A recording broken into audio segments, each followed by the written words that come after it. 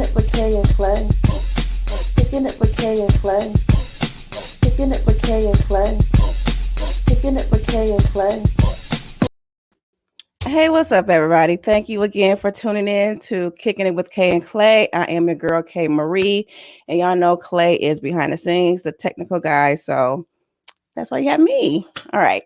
So, for those who have been with us since the beginning, like last year, you know that I have put out a segment. It was a monthly segment called Center Stage. It's when I highlight different creatives. It's like an artist spotlight type thing of people who you should be knowing, people who have been out for a minute. They're probably independent, and you may not have known about them, but we want to bring them to the forefront. So today we have a very special guest. He just so happened to be my cousin, y'all. So I'm very excited about that. So with this year with Center Stage, we are going to have it every fifth Wednesday of the month. Okay.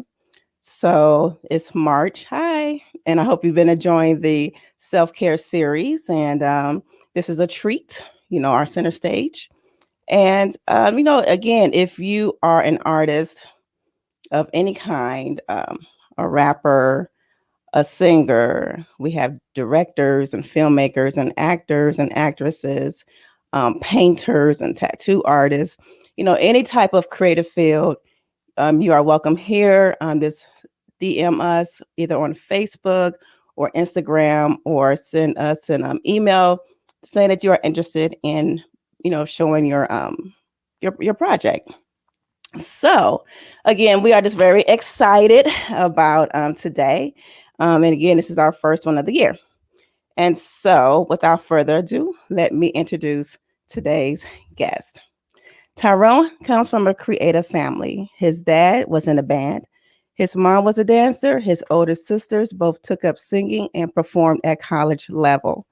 When he started out, he started out acting and writing when he was a child, doing his first play at 6.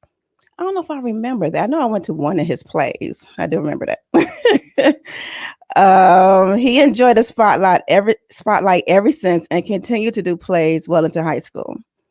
And he wrote and directed student films that won accolades at student film festivals across the state of Michigan. He was a debater on the high school team, excelled at student government, met with state legislators, and served in the U.S. Army in the Navy. I'm sorry, he probably gonna get me for that. You know how they do. My brother's in the Air Force, so they all, they rep their perspective divisions of the military. So he served in the Navy for 4 years, all of which prepared him for a career in entertainment or politics. His last year in the Navy is when he got serious about putting out music.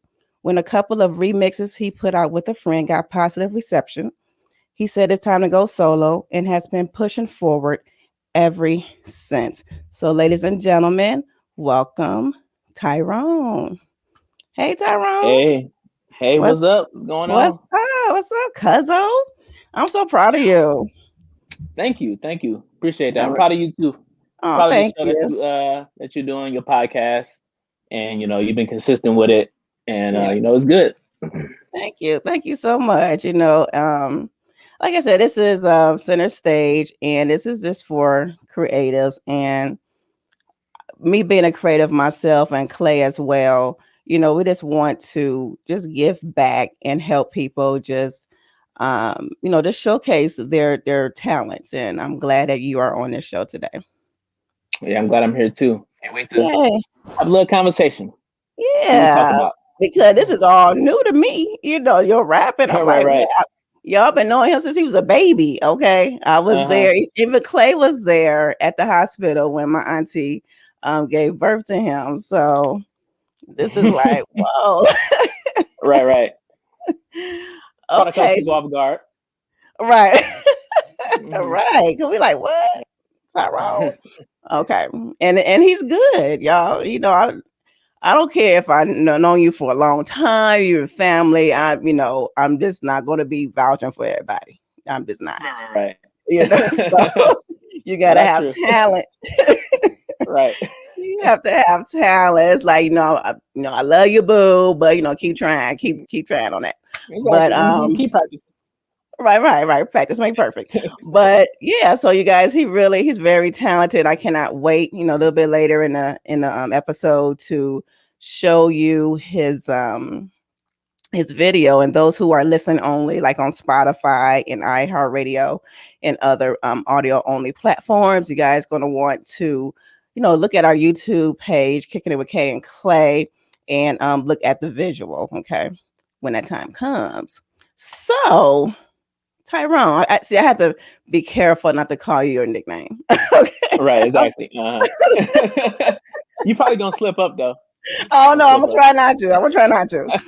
Hmm. Okay, so Tyrone. So again, this was like new to a lot of us in the family. We didn't know that. You got skills. You can rap. We knew about your filmmaking, great filmmaker, and writing and all of that. But the rapping was really like a surprise. So when did that start? Uh, well, it actually started pretty early in my life. I mean, when I was a kid, um, my older sister, Tia, Mm-hmm. she used to listen to Cross Movement, right, Mm-hmm. which is a rap group. And I grew up in a Christian family. Pretty Mm-hmm. much gospel music was played all the time, so I didn't have like that much exposure to rap as a child, except through like Christian rap, like Cross Movement. Mm-hmm. And always been fascinated with the form of rapping. I've always liked the wordplay, always Yeah. liked the beats, always like how much you can express yourself through rap. And I actually penned a few raps like when I was a kid, um, like Mm. using Cross Movement as like an inspiration. Um, of course, I wasn't really serious about it or anything like that, but I always liked it a lot. And so, when I got older and I started to get into music kind of on my own, kind of create my own taste and stuff like that, rap was like, my first stop. And, Okay. I've liked rap ever since. And, I've always wanted to experiment in that genre. Um, but I just never did it at like a serious level. I remember when I was in high school, I had like recorded a rap that was kind of like a joke. Mm-hmm. But people really liked it. They thought it was like good, and they thought it was funny too because it was supposed to be funny at the same time. Okay. But they really thought, yeah, they liked it. They thought it was good. So I always felt like I could rap if I ever just like wanted to. But I was like also doing like a lot of stuff with like film and acting and things Mm-hmm. like that. So I wasn't really pursuing it. And then when I was in the Navy, I had kind of like stopped all my creative stuff. Period. Mm. So like I wasn't really doing film. I wasn't really doing. I clearly couldn't act anymore. And when the pandemic happened, even us in the Navy, we just kind of we stopped going to work as often. We only showed Okay. up to work like we only showed up to work like one day a week for like our duty days. And so I had like all this time off, which I had never had for like the past 5 years. Mm-hmm. And I was thinking about what can I do? And it's kind of hard to make films in a pandemic. It's kind of hard to Right. seek acting. So I was like, I might try to make a few songs and see how that see how that turns out. Okay. And so I bought a microphone and I bought some software, and I was able to put some stuff together that I really liked and I thought was good. And I felt like I could probably put out some really good work, especially in today's climate where um, you have platforms like Spotify and Apple Music and SoundCloud where you can reach a very large audience Mm-hmm. being an independent, unsigned Mm-hmm. artist, which was not really possible just, you know, 5 to 10 years ago. Yeah, I think Chance the Rapper, I think he blew everybody away when he did that, won a Grammy, and he wasn't even signed to a major label. Right. And so Mm-hmm. the fact that he was able to do that, and Chance the Rapper is definitely one of my favorite artists, period. Mm-hmm. Definitely put the idea in my head that, hey, I mean, maybe not win a Grammy, but I could at least, gather an audience Right. from from rapping. Right. So where did your inspiration come from? Uh, I would say, you mean like a specific artist you want me to talk about, or you Um, mean just like well, overall? just overall, your can you write your own song? So where do Hmm. all of that inspiration come from? Yeah, so basically, it comes from things that I've listened to and things that I've liked to listen to, and I've always had a very wide palette when it comes to the Mhm. things that I like to listen to, which I found that not a lot of people do, which I always thought was kind of strange. Mhm. Because like a lot of people, they kind of just listen to one thing and that's it. Like you have people who only listen to gospel, you have people that only Mhm. listen to hip hop, people that only listen to rock, people that only listen to country. And I've never been like that. I always dabbled in it all. So I've listened to everything. Mhm. Um, and I pretty much take what I like from all of those different listening experiences that I've had, and I try to kind of put them together in a way that I think is creative and fresh, um, but also kind of paying homage to some of the things that came before. So I'm looking back, but I'm also looking forward, and I'm also just trying to express whatever it is that I want to say, whatever it is that's on my mind or on my heart, because I feel like that is where your most creative energy is when Mhm. you're actually speaking from your own experience. And Mhm. so I'm trying to put that into words as well for people, because I feel like a lot of time, especially in a rap, you have a lot of artists who are putting on like a front a lot of times, Mhm. especially when it Mhm. comes to like the amount of money they have or the Right. amount of Or attention. that gangster lifestyle. It's like, dude, Right, you grew up in the right, burbs. right. Exactly right. Yeah. So they're just putting on a show Yeah. because they think that's what people want to see. But I feel like no, I think it's more in line with hip hop culture to speak from your own experience, not to pretend like you've had experience that you haven't had, or that you're having an experience that you have never had. I agree because I'm from the era, because I'm a little older than you, so Mm-hmm. I'm Yeah, from a the little bit. era of and it I don't know, it makes me sound a little bit old, like back in my day, but Mm-hmm. really back when I was growing up, like hip hop was totally different from what it is now. We in my generation and we like to say that that was like real hip hop, because we did have people who they were it was a realness to it.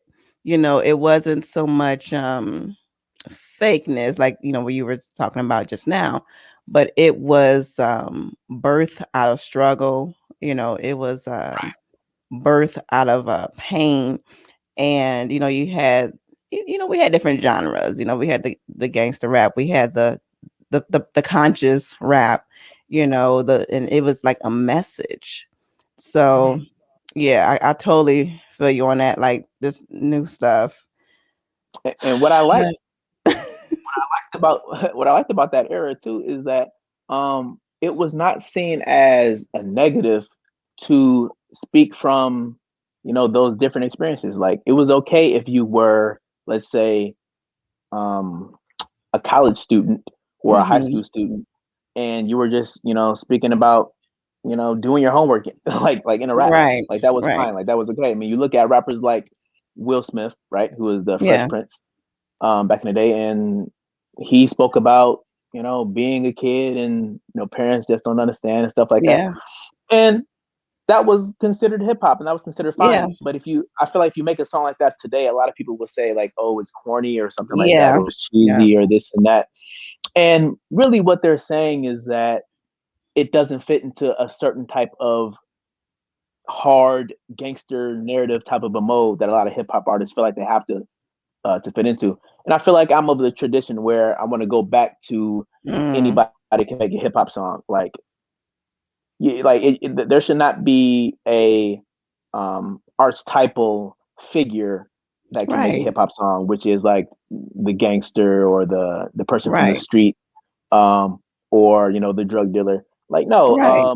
the garbage man should be able to make a hip hop song. You Right, know what I mean? And speak right, about picking up garbage. And right, if it's right, fire, it's fire. You know right. what I mean? Exactly. If you want to talk about, getting that Dorito chip bag and putting it in, yeah, it's all good. You You know what I know, mean? If you put but it to a nice beat and make it right, fire, then it is what it is. right, yeah, because Hmm. back then, it was different subgenres of it. Hmm. We had your Kid and Plays, they were like the good time, feel good, just want to have a good time type of rap. You had Hmm. the storytelling, with the Nas and the Slick Ricks and stuff like that. So it was different subgenres. And like you said, like what now some of that probably would be like, oh, that was corny. Hmm. But it was, it's all about having a good time, Yep. and not everybody gonna do gangster rap. And that's why a lot of people got in trouble, Not because everybody's a gangster. they were fronting, Hmm. because they weren't no gangster. They weren't Right. no gangster. Hmm. But And so yeah, I'm not disparaging gangster rap or whatever. If you yeah. want to speak about, go ahead and speak about it. Do it. I think there's a level of responsibility that you need, especially if you are, a very influential rapper. There's a level of responsibility you need to take when you're speaking Hmm. about certain things. Um, and let me also say that even though that is the case today, where that is the dominant kind of things that we're hearing on the radio, and in Spotify playlists, but there are all types of rappers making songs Yeah, today. I mean, there's gay rappers, there's yeah, there's feminist rappers, yeah. there's all types of rappers that come out of different traditions and experiences. But the issue that I'm seeing though is that those rappers hardly ever get any mainstream attention. They're not really being put on Spotify playlists. They're not being played on the radio. You don't see them performing at the Grammys. And so the industry is kind of blackballing them in the sense, even though some of these people, I mean, I don't know if you heard of Rhapsody, Yeah, I love but she, Rhapsody. yeah, and she put out an album called Eve, which is, in my opinion, one of the greatest albums to come out in the past 10 years, regardless of genre. And Hmm. you in the hip hop community didn't really embrace it like I felt like it should. Um, Right, because she, like you mhm. said, she's not mainstream. She's not like a Megan Thee Stallion. She's not like a Cardi B, where she had to show everything. That's because I love real MCs. That's my personal preference. That's why I love a lot of the East Coast rappers from back in the day. But Right. Rhapsody, I love her because she is a for real MC. Like your Rhapsody, like you said, she don't get that much shine because she don't conform to what the mainstream would want. She doesn't conform to that. And I think Mhm. like artists, like her, and like just different type of artists like yourself, you all need to all need a platform to be heard, and regardless of what industry types, like, oh, this because it's not what's quote unquote current, because Right. everybody likes different things. Hmm. And I'm thinking of counter arguments that probably will be made for the people that's watching this. Somebody might Mhm. say, "Oh, well, maybe that's just not what people want to hear." Well, you have to understand too that there's an element of the record labels and the record companies in this because they really decide what's popular. I mean, I hate to Yeah, say it, but yeah, the record labels and the record companies yeah. decide what's popular because they are the ones who have the connections to be able to get something on the radio. They Mhm, choose what goes on the radio. Like mhm. it's not a meritocracy. It's not like we're gonna play whatever is the Right, best. Like no, they're gonna choose right. what goes on the radio. They're gonna choose which songs get put in these playlists that have all these listeners. They're gonna choose how much money they're gonna put behind an artist in order Mhm. to uh, promote their record, and it never goes to artists like Rhapsody. Is what I'm saying. Yeah, and because Should. they're just all that they don't care about what you're singing about at the end of the day. What they are concerned is how it's gonna make me money. Right. Hmm. basically Mhm. how it is going to Yeah, make me money. And that's why with different artists, they try to like change their image, yeah, and big ups to those who do not conform, yep, who stay true to their artistry and do it on their own. yep. Because that's Yeah. what we need. That's what we Yeah. need. I mean, honestly, uh, we don't need a million Cardi B's. All No. right. One Cardi B is fine. I mean, she just released Yeah. a song. She just released a song called Up. I thought it was great. I liked it, right? But we don't Hmm. need everybody releasing that same song, Right. right? We need people releasing different songs, talking about different Yeah. experiences. And that's what I would like to see a little more of. And so that's what I'm trying to kind of bring into um, the game. And I'm trying to do it in a way where um, people can find it entertaining as well, but also find it enlightening. So I'm trying to Yeah. do both at the same time. Okay. So a while ago, you mentioned that you wanted to pay homage to those that came before you. So who are some of those people? So in a way, it's my ambition to um, follow in the great Motown tradition. Mm, And so with that being the case, because I'm from Detroit and mm-hmm, because I'm a big fan of Motown music just in general, uh, there is a lot of element of soul and neo soul in like a lot of the work that I produce and I'm trying to produce. And I like to bring those type of sounds, those old school kind of sounds, into um, hip hop today. okay, And it's not like it hasn't been done. I mean, it's done a lot, mm-hmm, especially through sampling. It's like the main mm-hmm, way that is done.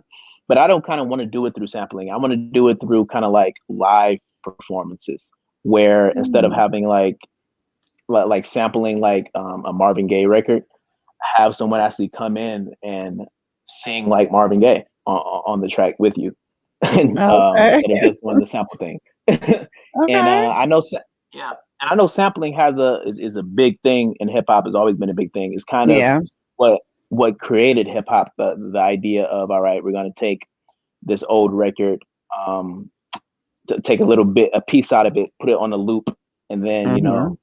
rhyme over it. Create something different, yeah, Right. And so that's been how it is since the '70s when it first started. mm-hmm, Um, but like I said, I want to try something new and I want to be creative. So I want to kind of incorporate R&B more, um, I guess, out front in a way in the song instead of like kind of in the background like a sample does, uh, okay, and while also paying homage. So I look at a lot of Motown artists. I look at a lot of artists from the '90s as well, um, whether it be like uh, SWV or Lauryn Hill or mm-hmm. something like that, for inspiration. And so that's kind of what I'm trying to pay homage to, kind of like the traditions that came before me in like Detroit, whether it be Motown. I might even experiment with some techno, just Okay, because just because it was Detroit founded birth, here. okay, Yeah. yeah, And so I'm very interested. I'm very interested in place, the idea of place and mm, tradition. And okay. so because of that, I kind of want to see how what I create, how it kind of fits into the overall puzzle of music from this city. That sounds dope. I like that. Hmm. Okay, so before we Yeah. get into springtime, now Yes, again, ma'am. for those who are, you're gonna be listening if you're listening to the audio only platforms, but this is a video that you have to see. Just visually, it's just done just really nicely. So just take us through the process of how you came up with the visual aspect of the video. Yeah. So I had the song, and I had the song for a while, and I was thinking about what I could do for a video, and it was a lot of stuff. The most, I guess, obvious thing to do would simply be to, you know, create like a bunch of like really springy looking scenes, Hmm. really like lovey dovey looking scenes, because at the end of the day, it is a Right, love song. birds flying and chirping. Right. Exactly. running through, fields of flowers and all that. Right. So that was the temptation, and I'm like, okay, maybe I could just do that if I can't figure anything else out. But I got to thinking more deeply into what it would mean, if I got the chance to make a music video. So I'm like, all right, I have the chance to make a music video. So what is it that I have never really seen in other music videos that I want to put in mind, or something that I want to address about music videos as a whole? Because like I said, in my art, I'm always, the biggest thing with me is that I'm in conversation with the overall medium. So Okay. every time I put something out, it's talking to everything around it in a sense. So I'm like, all right, I'm going to make a video, right? So my video has to be in conversation with all the other videos ever made, really, in hip hop. And so honestly, I wanted to do something that was pretty much totally different than anything that had been done. And the idea was, all right, I'm going to pretty much not the first thing I wanted to do is I didn't want to be the main character. I wanted to have another person be the main character of it, and I wanted it to be the female. And the Okay. reason that is, yeah, and the reason for that is because I've always been interested in the way females have been portrayed in music videos, Mm, and especially hip hop music videos. And anybody who is a follower of hip hop knows that females are not really portrayed sexualized. in a very, yeah, they're not portrayed in a Yeah. very central way. One, Mhm. and of course they are sexualized a lot, Mhm. especially black women or whatever. Yep. And so I said, all right, I'm gonna put a black woman in my video. So how do I want her to be portrayed? I want her to be portrayed differently than that. So the first thing I want her to do is I want her to be at the center of the video instead of in the background. And so uh, in most music videos, the female character is always like in the background. So it's kind of like they're like Mhm. decoration for like the male Right. character. You know what I'm saying? They're like they're made to make him look good. You see what I'm Yeah, like saying? an accessory. Yeah. Right. And so I said, all right, what if we kind of flip that dynamic? What if she's in the front and I'm in the background and I'm like making her look good. You know what I'm saying? And Mhm. so I want to experiment with that. And so the original idea I had, I actually wasn't able to completely depict in the video. And the reason it was is because when we were shooting the video, there was only so much time we had at the location, and I just wasn't able to get all the shots that I wanted to get.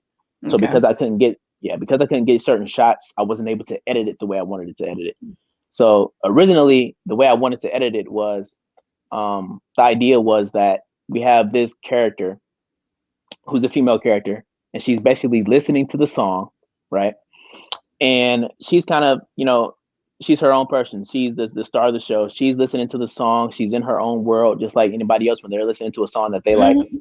And um, we're seeing me perform the song as if I was there with that character, but in reality, I'm not really there with that character, right? So I was Mhm. gonna have like, yeah. So I was gonna actually have like a So scene you in did there. like a so it's like a Sixth Sense type thing. Almost, yeah. So I was gonna have a Okay. scene in there. I was gonna have a scene in there where she like takes off her headphones, right? Um, I don't know, maybe because she hears something or whatever, and she's like looking Mhm. around, right? And then I like disappear. I'm not there anymore. And then she puts the Okay. headphones back on, and then she starts listening again, and then there I am again. You see what I'm saying? So it's Yeah. kind of like, oh, so he's not like really there. He's kind of like a projection of her imagination, right? So Mhm. basically, all of this is to pretty much put the female character at the center of the story and have everything else unfold from there. And I feel like that is a different play on what we've seen in music videos, pretty much, um, at least in the past, like 20 years. I like that. You're gonna have all the women right there like, oh, he gets us. Okay. I see, and I Yeah, like and I like how you use it. Look, I don't know the right terminology for it, but the look of it itself is like old school. It's yeah. like Hmm. VCR, like Hmm. I like that. So yeah, so it's a very has a very 90s type of sound to it. The song overall has a lo-fi sound to it, so I wanted to incorporate like elements of like VCR, like VHS I want to incorporate, Mhm. obviously, in the way that we dress, both characters, myself and female character, we all dressed in like, 90s attire. Mhm. Um, there's, set decoration that's reminiscent of that time period. And that was to, like I said, because I'm a fan of the music from that time period and the Yeah, song the itself. 90s had that. Of course, that was like, when I was preteen and teenager. So 90s R&B Mhm. was like the best. I mean, it honestly, it's still probably the best Mhm. if you're being honest about it. And so, I wanted to just put that in my video because the song it matched the song, and obviously I'm a fan of it, so it was an homage to everything that I appreciated from that era. Oh, that's nice. Even though I didn't Okay. really grow up in that era. I All mean, right. It was a great time. Let me tell you, yeah, it was a great time. yeah, I'm sure it was. I'm sure. Okay, so and you directed, right? Yeah. Hmm. You edited Hmm. So I and so I directed the video, I edited the video, and I had a filmmaker from the area whose name is Dylan Sides. He actually shot it, and so we used his equipment, his camera, and the crew that he works with, and we came together um, to shoot it. But I decided like all the shots and everything that happens and how everything looks. But he accomplished it with his expertise. that's dope. So you Yeah. people that's watching, you local, Metro Detroit or whatever, if he's not just a rapper again, if you want Hmm. a video concept, hit him up, because he's Tyrone is Creative very director, you know what I talented. mean? That's right. All right, so we're about to get into springtime, y'all. So just enjoy Springtime by Tyrone.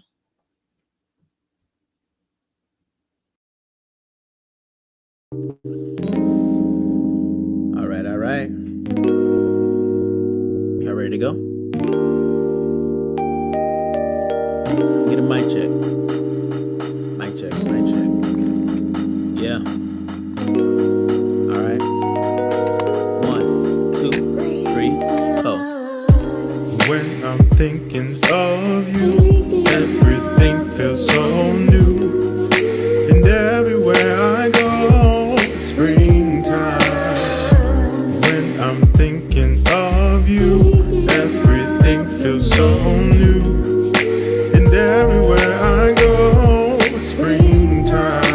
Everywhere I go, yeah, springtime. When I think of you, I be thinking that it's rain time. I be thinking about your little finger, your curly hair. I be thinking about all the good memories, the time we shared. Middle of the winter, it don't matter. I still feel the heat every single day. She dressed up on me. This ain't trick or treat. Swear my eyes were made for just one thing. That's to look at you, baby. I got you and you got me. Ain't no solitude.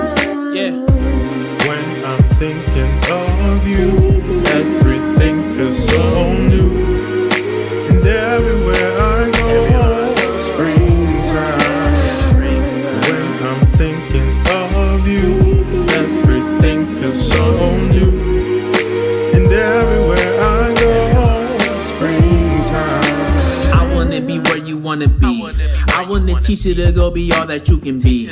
I wanna be right beside you when you brush your hair. Forget about your father, I know that he wasn't there. Forget about your ex, he can't supply you with this love. Forget about the world, your strength comes from up above. Can we lay out in the back and just look at the stars? We made it all this way, so I know we can make it far. Yeah. When I'm thinking of you, everything feels so new. And everywhere I go, springtime.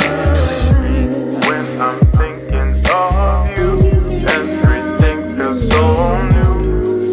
And everywhere I go, springtime. It could be cold outside, it could be dark outside, it could be a storm outside, it could be a war outside. If I'm thinking about you, then it's springtime. If I got you next to me, then I know it's springtime. I don't need no book, no videos to tell me how to love. You are the first person and the last that I'm thinking of. It's the type of feeling that most people they will never find. I know if I'm thinking about you, then it's springtime. Yeah. Okay, yeah. Yeah, I think that's good.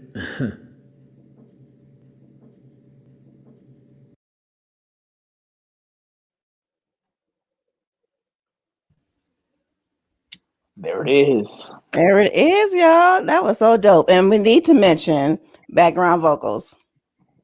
Yes. So the background vocals that you hear on the chorus and throughout the song, which is honestly a lot of people, they came to me, who's that, blah, blah, blah, like that. Mm-hmm. And so, that's my sister, Jessica Lee is her name. And I went to her because, like I said, like you read my bio, she's been singing for pretty much her whole life. Mm-hmm. And so, I had opportunity to make a song. And so I'm like, look, I think you'd be good to provide some vocals on this. And so I brought her in, we recorded it, and, I thought it was just great. And, I really wanted her, vocals to really shine and simmer like throughout the whole song. Because I Mm-hmm. just thought it was so nice. You know what I'm saying? Like, because at first it was just really just the chorus. She had just did the chorus at first, and then I was like, you know what? I brought her back in. I was like, you know what? I think I want you to kind of just like sing kind of throughout the song. You know what I mean? And so I Right. was like, I gave her some phrases. I was like, do these phrases just throughout the song, on this beat every single time. And she did that, and she did a great job. Mm-hmm. And then also on the chorus, the person that's singing, the when thinking Mm-hmm. of you. So that was my brother-in-law, Philip Lee, and he also has been doing music all his life. He knows music theory very well, studied it in college. He even taught people how to play the piano, so he did piano lessons and stuff like that. And he actually made a good living doing piano lessons.